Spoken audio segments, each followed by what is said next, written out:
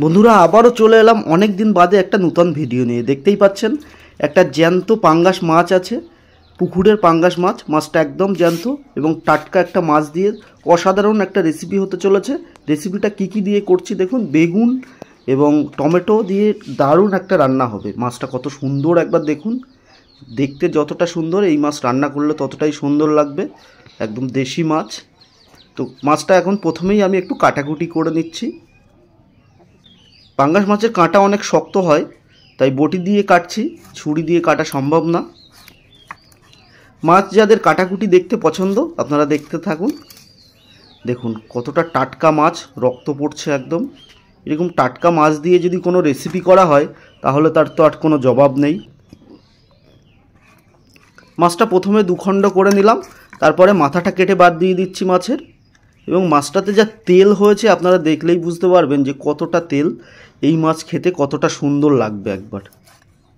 তো পুরো ভিডিওটা দেখার অনুরোধ রইল এবং আমার চ্যানেলে যারা নতুন ভিডিও দেখছেন তাদের কাছে একটাই রিকোয়েস্ট, পুরো ভিডিওটা দেখবেন এবং যদি ভিডিওটা ভালো লাগে একটা লাইক করে যাবেন, সঙ্গে একটু সাবস্ক্রাইবটা করে দেবেন।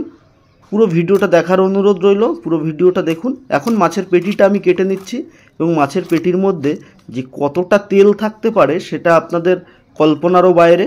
তো পুরো ভিডিওটা দেখতে থাকুন। এবং এখন মাছের পেটিটা কেটে নেওয়ার পরে আমি তেলটা বের করছি। দেখুন, দেখতেই পাচ্ছেন একদম হলুদ একটা চর্বি জমে গেছে মাছের পেটে। মাছের তেলে আমার হাতটা ভরে গেল। কি সুন্দর দেখতে দেখুন তেলগুলো।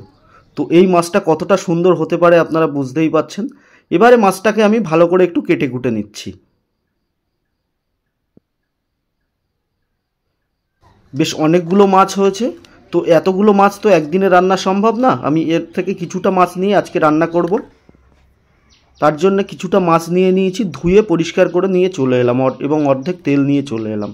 প্রথমেই মাছটাকে আমি একটু ম্যারিনেট করব এবং কি মশলা দিয়ে রান্নাটা করছি দেখুন, বা কি উপকরণ দিয়ে রান্নাটা করছি। টমেটো নিয়েছি, বেগুন নিয়েছি, সেই সঙ্গে আলু নিয়েছি। এবারে মাছটাকে আমি ম্যারিনেট করে নেব। প্রথমে দিয়ে দিচ্ছি একটু লেবুর রস। অনেকের পাঙ্গাস মাছ একটু গন্ধ লাগে, তাই লেবুর রস দিলে গন্ধটা কেটে যায় এবং স্বাদটাও অনেক সুন্দর হয়। তারপরে দিয়ে দিচ্ছি স্বাদ মতো লবণ, তারপরে দিয়ে দেবো পরিমাণ মতো হলুদ এবং সেই সঙ্গে দিয়ে দেবো একটু সর্ষের তেল। সর্ষের তেলটা দেওয়ার কারণ, যেহেতু এই মাছটার কোনো আঁশ নেই, তো আঁশবিহীন মাছ সর্ষের তেল দিয়ে ম্যারিনেট করলে ভাজার সময় আর ফাটে না। আঁশবিহীন মাছ ভাজার সময় অনেক সময় ফাটা চটার ভয় থাকে, তেল ছিটকে গায়ে আসার সম্ভাবনা। তাই তেল মাখিয়ে নিলাম। এবার একটা কড়া বসিয়ে দিয়ে তাতে সর্ষের তেল দিয়ে একটু লবণ দিয়ে দিলাম। মাছ অনেক সময় কড়াতে জড়িয়ে যাওয়ার ভয় লাগে, যাদের জড়িয়ে যায় কড়াতে একটু তেল দিয়ে নেবেন, একটু লবণ দিয়ে নেবেন, দেখবেন মাছটার তলায় জড়াচ্ছে না। একে একে মাছটাকে আমি এইভাবে ভালো করে ভেজে নেব। ঠিক মাছের একদিক ভাজা হয়ে গেলে আমি অপর দিকটা উল্টে দিচ্ছি মাছটা ভাজার জন্যে।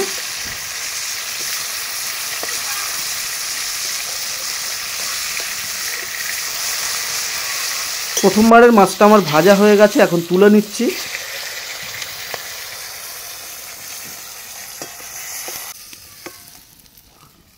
মাছ ভাজা হয়ে গেছে, বাকি মাছটা আমি সেমভাবেই ভেজে নেব। তারপরে কড়াটা পরিষ্কার করে নিয়ে কড়ার মধ্যে তেল দিয়ে দিচ্ছি, সর্ষের তেল, এবং সেই সঙ্গে দিয়ে দিচ্ছি মাছের যে তেলটা ছিল সেই তেলটা। মাছের তেলেই আজকে রান্নাটা হবে।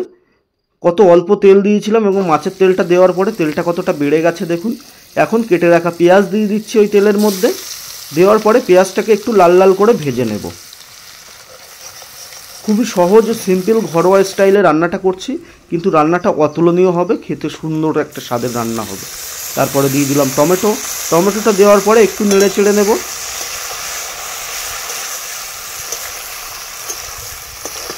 তারপরে অ্যাড করছি এখানে লবণ স্বাদ মতো, সেই সঙ্গে দিয়ে দেবো আদা রসুন বাটা। এই আদা রসুন বাটা এবং লবণটা দেওয়ার পরে এবারে মশলাটাকে আমি একটু ভালো করে কষিয়ে নিচ্ছি।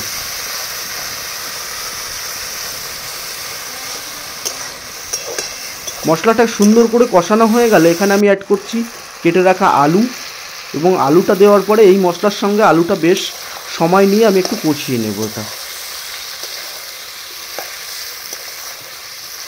আলু একটু গলতে দেরি হয়, তাই আলুটা আগে দিয়ে একটু কষিয়ে নিচ্ছি। আলু কিছুক্ষণ কষানোর পরে দিয়ে দিলাম কিছুটা কাঁচা লঙ্কা এবং সেই সঙ্গে দিচ্ছি হলুদ গুঁড়ো।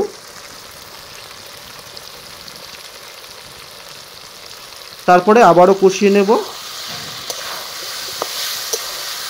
সবজি রান্না করার সময় কাঁচা লঙ্কা দিয়ে রান্না করলে হয়তো একটু কালার কম হয়, কিন্তু খেতে খুব সুন্দর হয়। তাই কাঁচা লঙ্কা দিয়ে আমি সবজিটা রান্না করছি। সামান্য একটু জল দিয়ে দিচ্ছি। এবারে একটু ড্রাই হয়ে গেছে, তাই জলটা দেওয়ার পরে আবারও একটু কষিয়ে নেব।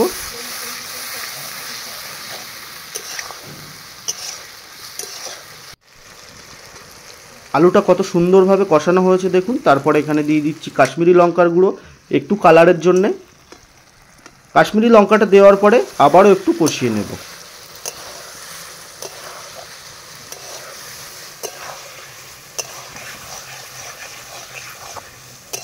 আলুটা কত সুন্দরভাবে কষানো হয়েছে একবার দেখুন, কি সুন্দর কালার এসছে। এবারে এখানে অ্যাড করব কেটে রাখা বেগুনটা। বেগুন দেওয়ার পরে এবারে একটু নেড়ে চেড়ে নিতে হবে বেশ সুন্দর করে। পুরো মশলাটা বেগুনের গায়ে লেগে যাবে সেরকমভাবেই নাড়াচাড়া করতে হবে।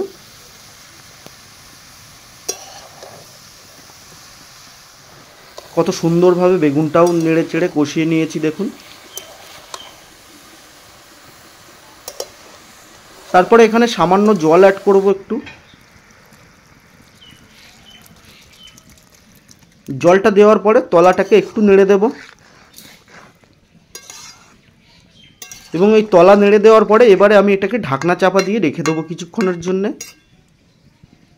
3 থেকে 4 মিনিট ঢাকনা চাপা দিয়ে রেখে দিলাম।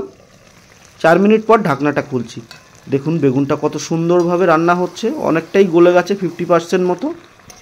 এবারে একটু নেড়ে চেড়ে নিতে হবে এই সময়টায়। রান্না যত ভালো করে কষানো হয় তাই সেই রান্নার স্বাদ ততটাই সুন্দর হয়।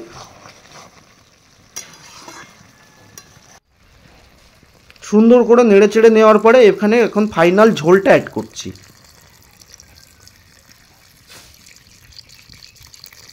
ফাইনাল ঝোলটা দেওয়ার পরে তলাটা নেড়ে বেগুন এবং আলুটাকে একটু ভালো করে সেট করে দিচ্ছি। ফুটে ওঠার অপেক্ষা করব যতক্ষণ না ফুটছে। দেখুন ঝোলটা ফুটতে শুরু করেছে। এখন ভেজে রাখা ট্যাংরা মাছটা বা পাঙ্গাস মাছটা আমি দিয়ে দিচ্ছি। তারপরে ঢাকনা চাপা দিয়ে দিচ্ছি। 7 থেকে 8 মিনিট রান্না করে নিলাম। তারপরে ঢাকনাটা খুলছি। রান্নাটা আমার প্রায় কমপ্লিট হয়ে গেছে। এখানে কিছু মশলা অ্যাড করার পালা। প্রথমে দিয়ে দিচ্ছি একটু জিরের গুঁড়ো, ভেজে রাখা জিরে। তারপরে দিচ্ছি ভাজা ধনের গুঁড়ো। তারপরে দিচ্ছি গোলমরিচ গুঁড়ো। এবার একটু খুন্তির আগা দিয়ে একটু মশলাগুলো চেপে চেপে ঝোলে ডুবিয়ে দেওয়া।